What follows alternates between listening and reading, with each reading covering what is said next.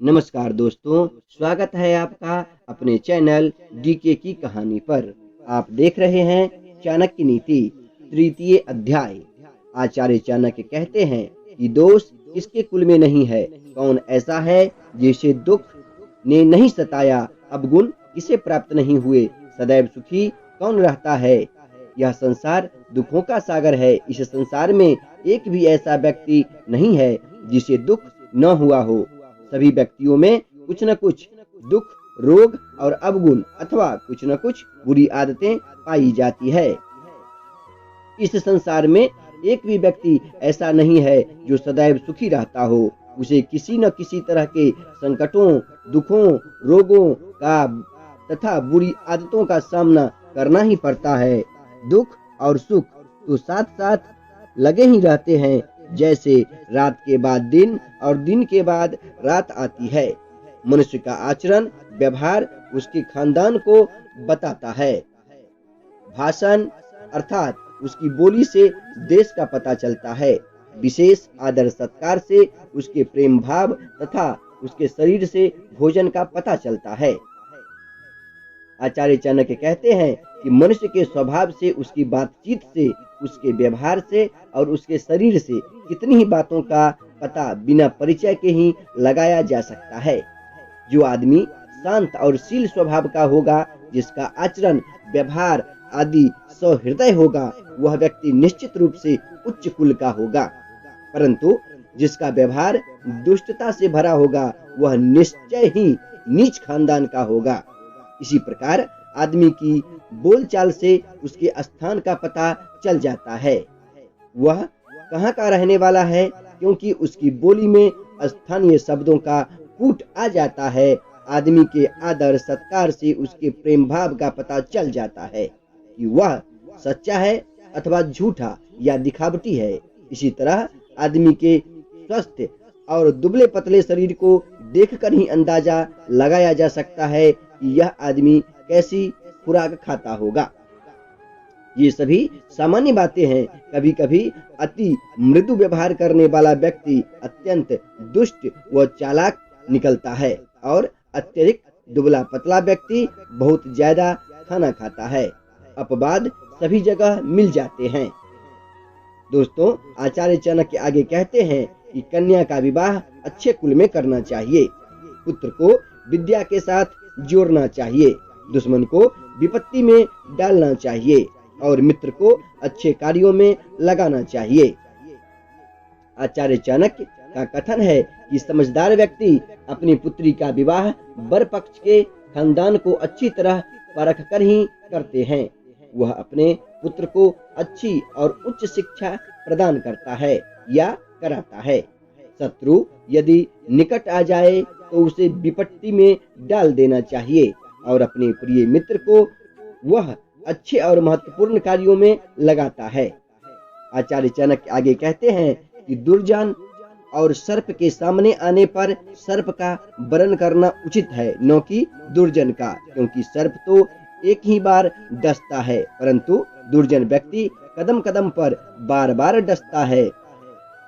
आचार्य चाणक्य ने कहा है कि सर्प और दुष्ट व्यक्ति में से यदि किसी का चुनाव करना पड़ जाए तो सर्प का ही चुनाव करना चाहिए, न कि दुष्ट व्यक्ति का, क्योंकि सांप तो एक ही बार डसकर छोड़ देगा, परंतु दुष्ट व्यक्ति जीवन भर कष्ट पहुंचाता रहेगा। इसका भाव यही है कि सांप तो तभी काटेगा जब उसके ऊपर बेध्यानी में पांव पड़ जाए और उसे आपके द्वारा कष्ट पहुंचे, लेकिन दुष्ट व्यक्ति अपनी आदत के अनुसार बिना कारण के भी कष्ट पहुंचाता रहेगा।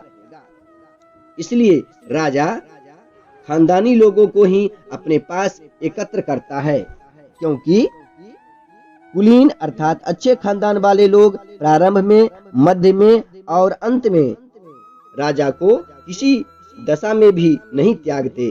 भाव यही है कि खानदानी अर्थात कुलीन वंश के लोगों का यह स्वाभाविक गुण होता है कि वे सम विषम परिस्थिति में भी राजा का साथ नहीं छोड़ते। राजा के हर सुख दुख में वे सदैव साथ रहते हैं और राजा के प्रति अपनी स्वामी भक्ति को नहीं छोड़ते। कुलीन वंश के लोग किसी भी परिस्थिति में अपनी वफादारी पर कभी आंच नहीं आने देते। आचार्य चाणक्य आगे कहते हैं कि प्रलय काल में सागर भी अपनी मर्यादा को नष्ट कर डालते हैं, परंतु साधु लोग प्रलय काल आने के बाद भी अपनी मर्यादा को नष्ट नहीं होने देते। समुद्र की मर्यादा प्रसिद्ध है कि उसमें कितनी ही जल गिरता जाए पर वह अपनी मर्यादा नहीं छोड़ता, लेकिन प्रलय काल में सागर की मर्यादा भी छिन्न भिन्न होकर बिखर जाती है, मगर साधु पुरुष अपने कर्तव्य पथ से कभी नहीं हटते। अतः सागर की विशालता साधु पुरुष के हृदय की विशालता के सामने तुच्छ है।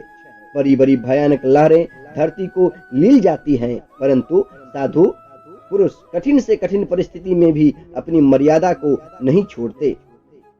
इसलिए साधु पुरुष को सागर से भी गंभीर और मर्यादित माना गया है। आचार्य चाणक्य आगे कहते हैं कि मूर्ख व्यक्ति से बचना चाहिए। वह प्रत्यक्ष में 2 पैरों वाला पशु है।